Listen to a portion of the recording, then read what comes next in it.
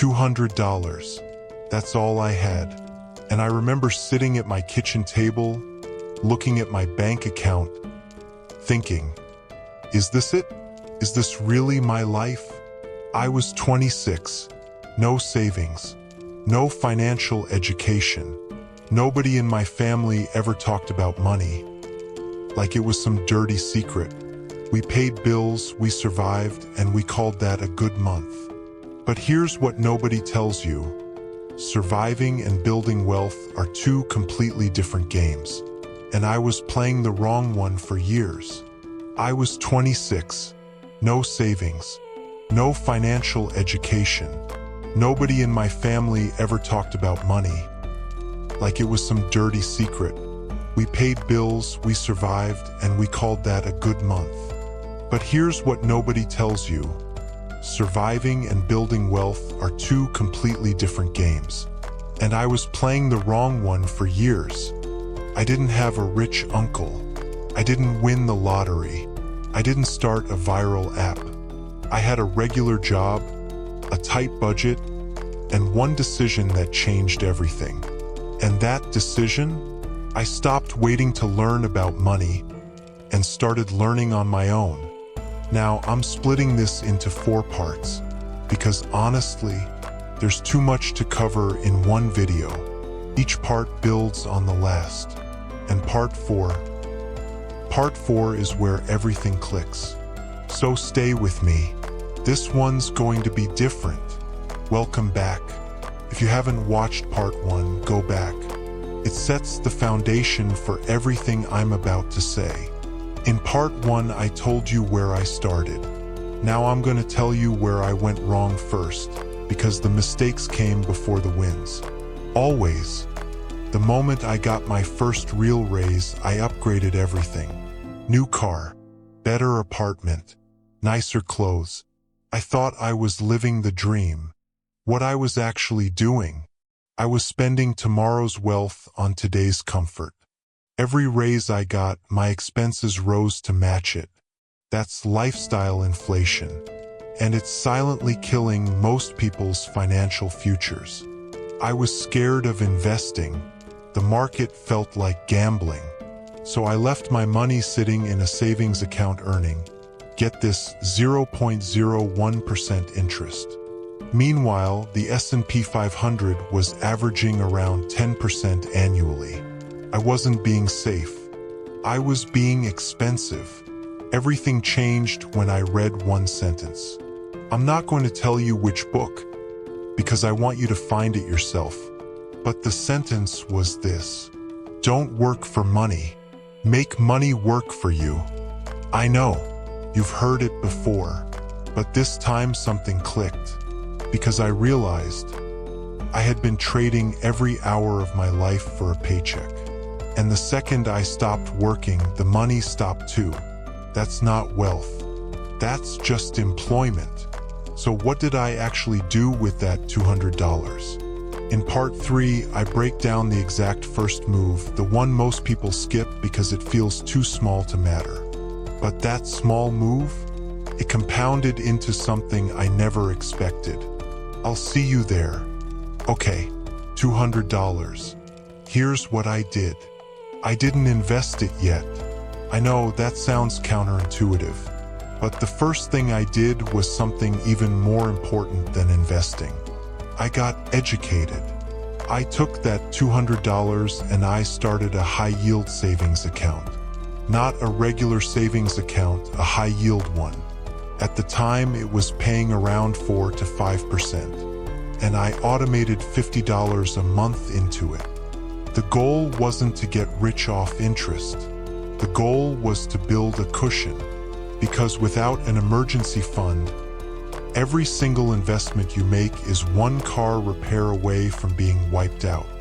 Then I looked at my employer's 401k, and I found out they matched up to 4% of my salary. I wasn't contributing anything, so I was leaving free money on the table every single paycheck. I bumped my contribution up immediately.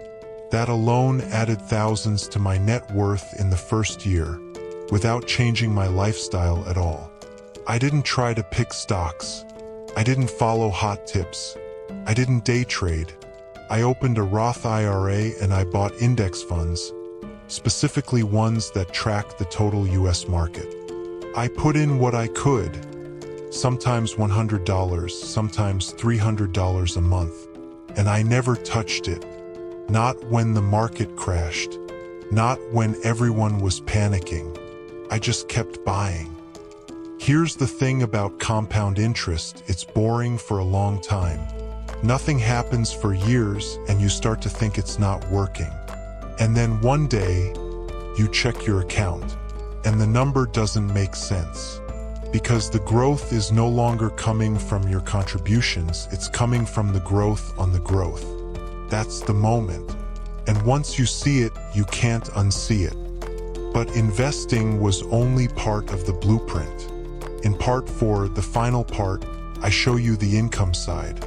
How I went from one income stream to 5. And which one finally broke the ceiling.